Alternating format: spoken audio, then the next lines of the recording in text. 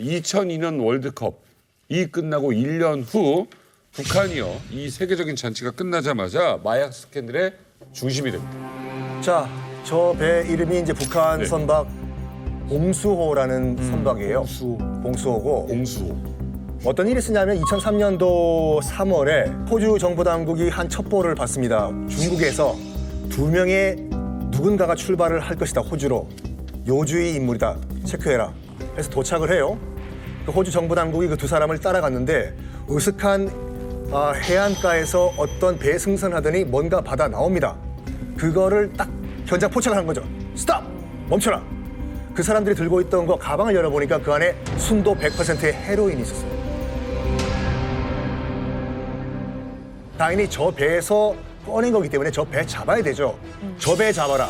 스탑! 스탑! 그 배는 도망을 가기 시작해요.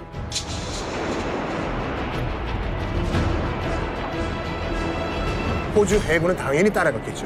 무려 70km, 4일 동안 추격을 해요. 와, 진짜.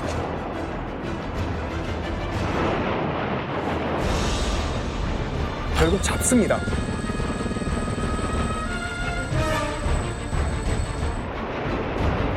승선하니까 배 안에서도 순도 100%의 헤로인이 발견된 거예요.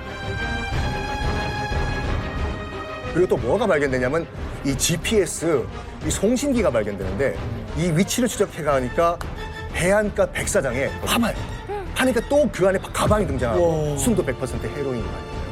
다 합치니까 무려 헤로인 순도 100%가 150kg, 우리 돈으로 1,000억 원어치가 발견이 됩니다. 이게 국제사회가 이 사건을 주목하는 뭐야. 이유가 첫 번째, 북한 소유의 선박이고 북한 선원이 마약을 운반했다. 그렇지. 두 번째, 초기에 정방 명령을 무시하고 도주를 했다. 그렇지. 이건 북한 선원들 스스로도 뭔가 잘못되고 있다는 걸 알기 때문에 도주한 건 아니냐. 그리고 세 번째, 봉수호에 탔던 이 북한 선원들 중에 소위 정치 지도원으로 추정되어 있던 리더도 끼어 있었다. 이건 그냥 배만 조작하는 선원들이 아니라 북한 당국의 리더가 탑승을 해서 북한 당국의 조직적인 마약 밀매 사건이다라고 수사 당국은 충분히 봤었던 거예요. 매우 흥미로운 건 이 추격전이 막 있을 때 이 봉수호 안에서 북한 선원들이 자기들끼리 주고받은 무전 내용도 호주 경찰이 그때 탐지를 했어요. 뭐라고 이들이 무전을 하냐면 북한 당국이 도망가지만 말고 싸워서 나포를 피하라 라고 지시를 해요. 싸워서 나포를 피하라. 호주 해군이랑. 그러니까 이 봉수호에 탔던 북한 선원이 당국에게 뭐라고 답장을 하냐면 무전으로 위대한 장군의 전사로서 우리는 마지막 한 사람까지 결연히 싸울 결의로 가득 차 있습니다. 하고 싸우지 않고 도망가는 거야. 못 싸우지. 해군이랑 어떻게 싸워. 어쨌든 호주 경찰이 그때 이 실시간 무전한 내용까지 다 도감청을 한 거예요. 확보를 한 거예요. 그러면 상식적으로 보세요. 이건 북한 당국이 개입됐다고 볼 수 있어요? 없어요? 있죠. 그렇지. 아니 그때 사실 중국이나 일본처럼 가까운 나라들도 있는데 왜 그 비싼 기름을 주면서까지 호주까지 갔을까요? 그 당시만 하더라도 중국의 그 뭐라고 할까, 마약의 메카는 길림이었어요. 그러니까 길림에서 그 필로폰을 이제 주로 만들어냈는데 필로폰을 만드는 방법은 여러 가지가 있는데 가장 싼 방법은 뭐냐면 에페드린이라는 그 성분을 대마초에서 뽑아내요. 에페드린을.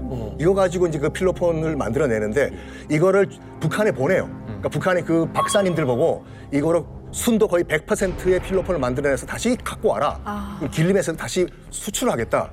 그런데 중국이 약간 이중적 그런 그 스탠스가 있거든요. 하나가 뭐냐면 아편 전쟁의 트라우마가 있어가지고 우리는 한번 아편 전쟁 때문에 나라가 망한 적이 있다라는 트라우마가 있고 동시에 뭐냐면 이걸 팔아가지고 돈을 벌어야 되겠다라는 두 가지 딜레마가 있어요. 이게 수출을 하기 시작했는데 은근슬쩍 내수 시장이 퍼지는 거예요. 그렇지. 북한에서 수입한 이 필로폰이 안 들어올 수가 없죠. 안 되겠다.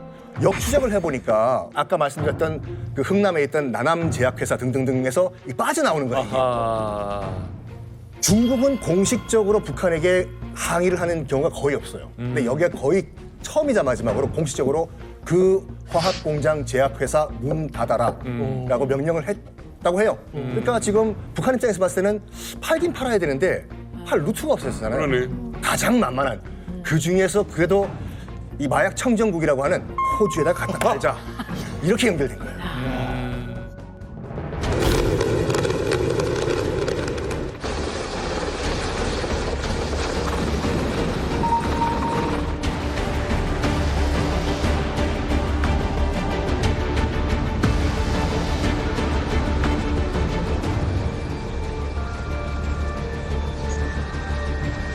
사실은 국제사회에서도 이 사건 무죄 났을 때 이미 전 세계에서는 그래서 이런 경우들 많죠. 이거 다 북한 사람인 줄 알고 있었거든요. 예, 우리나라에서도 많고 이런. 그럼요. 북한 입장에서도 16년 지났고 어차피 다 우리 소행인 거 아는데 그래요. 여권 내준 거죠.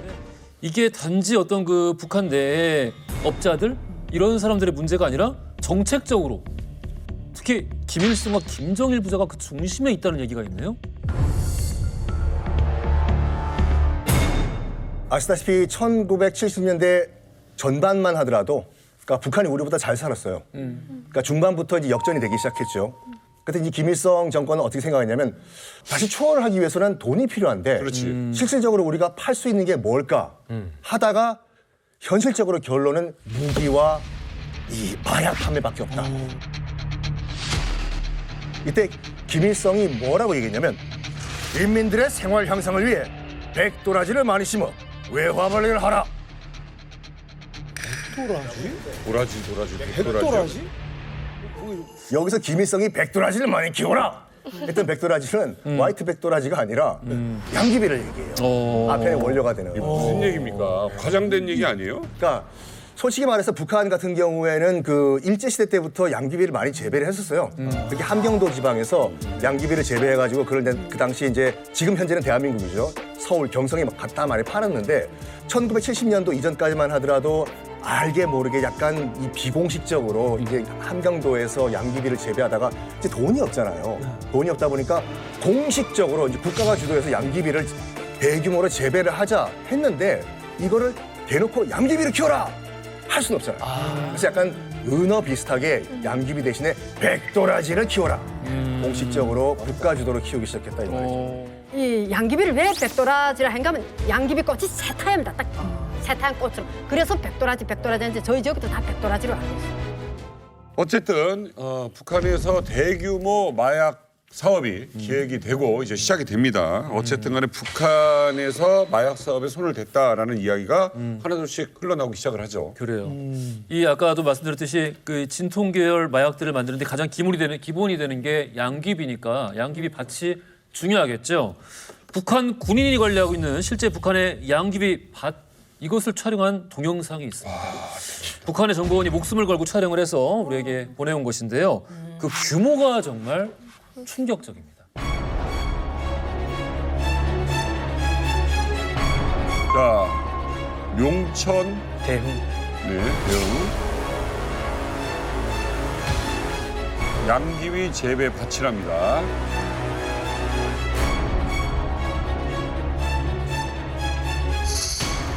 우와, 이게 양귀비 꽃이에요? 자, 근데 이렇게 많이 한꺼번에 피우는 건 처음 봤어요.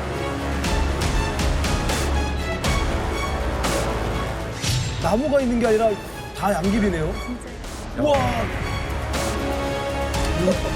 이쁘네, 조금씩. 야, 이거 무슨 와, 너무 예쁘다.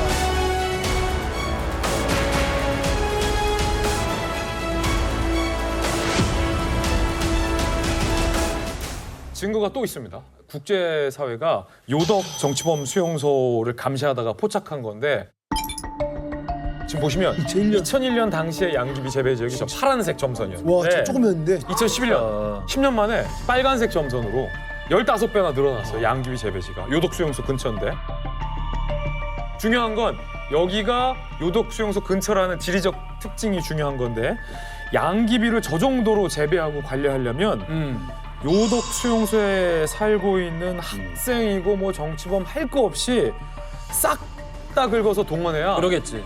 이 양귀비 재배 관리가 되거든요. 아니 저거 예. 키우는 정성으로 쌀을 키우지. 저거 정말 품이 들어가는데. 아, 이거 끔찍한 일입니다.